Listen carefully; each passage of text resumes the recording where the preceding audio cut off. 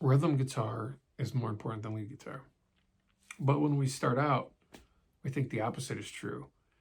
And it makes sense. For me, it was Randy Rhoads, Jimmy Page, George Lynch, Warren DeMartini, Vito Bratta, a bunch of really great guitar players that played these ripping solos. And I never thought about the rhythm playing.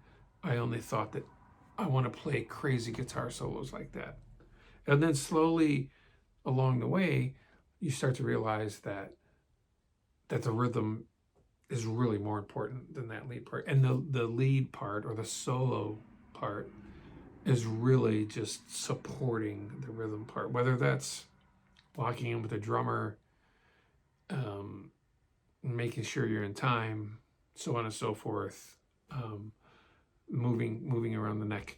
Those lead parts are going to support your rhythm parts. So the best path forward to go from rhythm to lead guitar playing is to work on your subdivision of notes.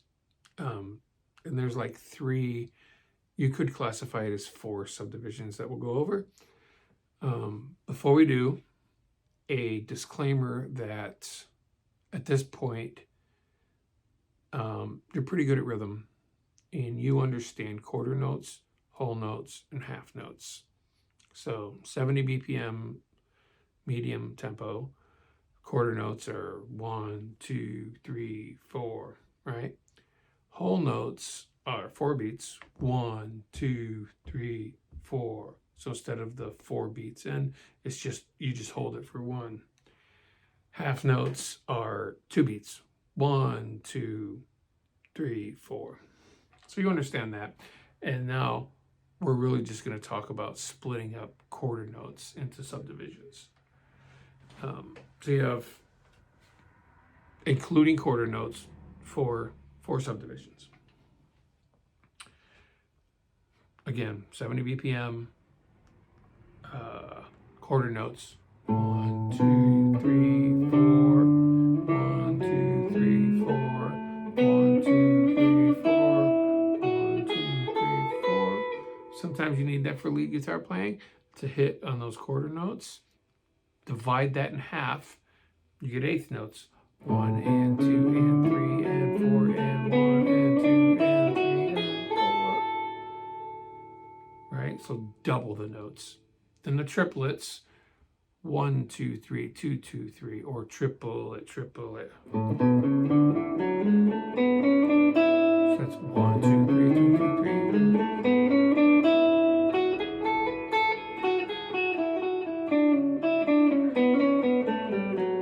Oops.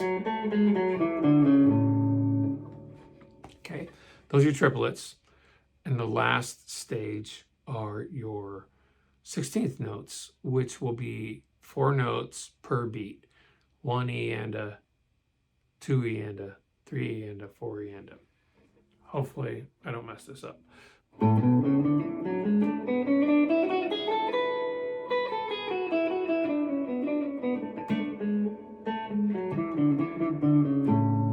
That's why it's important to practice those. So those 4 subdivisions are what you need to go from regular rhythm playing to lead guitar playing. The important thing here is you can play a flurry of notes, right? Pentatonic scale.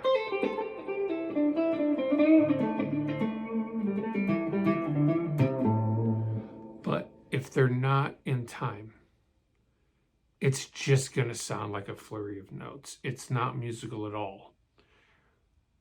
So having that click in your head and being able to divide those notes anytime you want, to make sure that you're always hitting that one.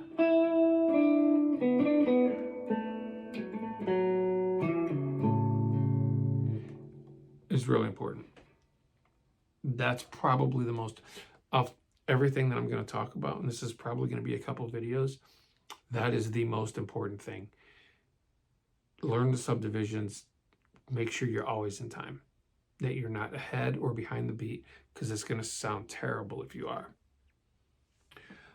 So once you have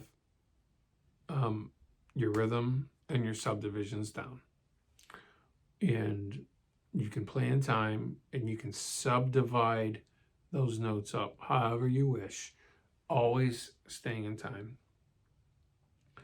The logical next step is intersecting melody and harmony in time to create something that's pleasing to the ear. And what I mean by that, so if you take an A chord, harmony,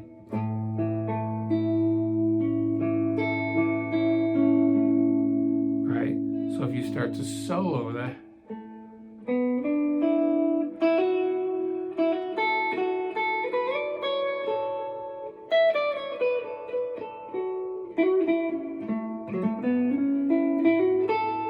still all A. And that's what I mean. Melody, harmony.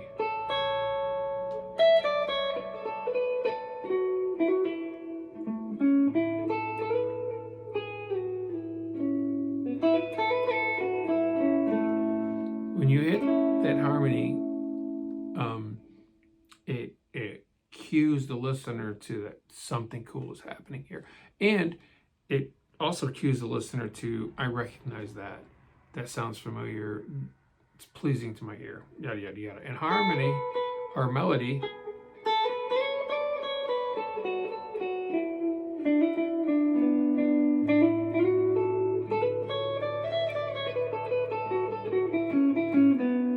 the subdivisions become important.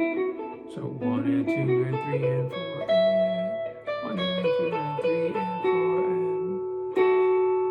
I always, just me, I always seem to end on harmony.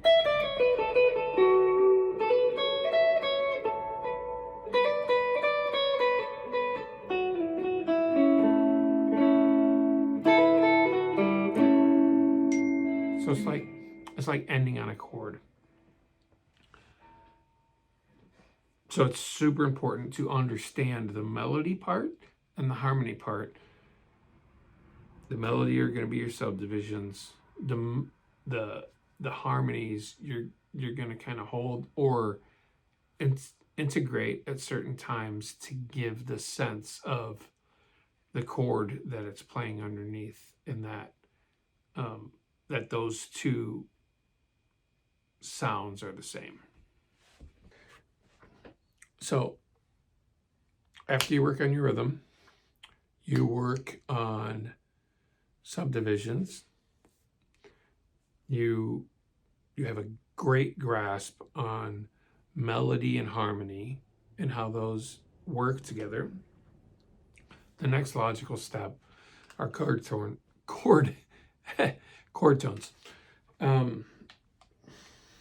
I've talked about this before. They are so important. This is why jazz players focus on them, why arpeggios are so commonly used to create great music, because they're a harmonic device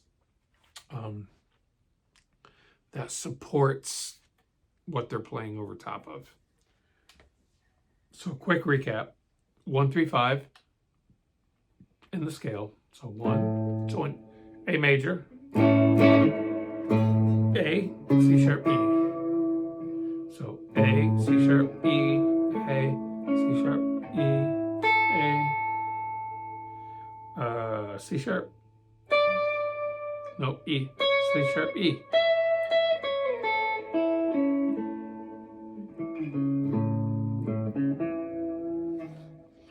So the important part about chord tones is landing and resting on them. So when you land and you rest on them, it provides a bed sort of for the other chords that are being played. So thinking through the melody and harmony part, the melody part are all the notes in between. The harmony part is the chord tones. So in A, I could be,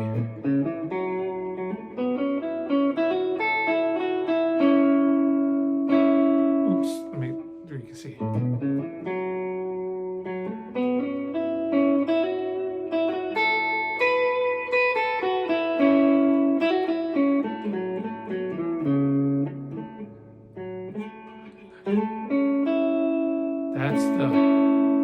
Those are the chord tones. That's the harmony part.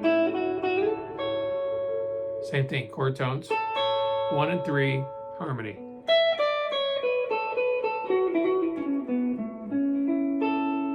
Harmony, chord tones.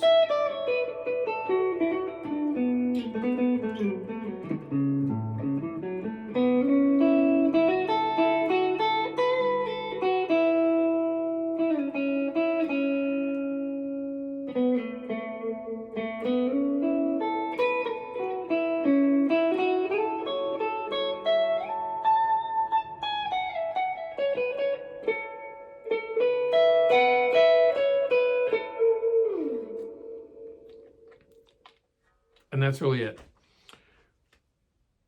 Rhythm, number 1, get really, really, really good at rhythm.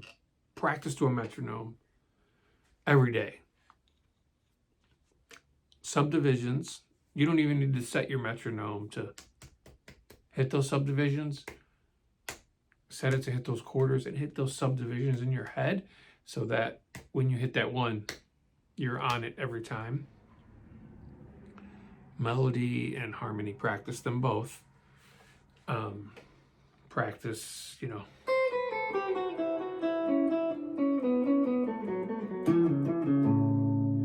And then practice the harmony part.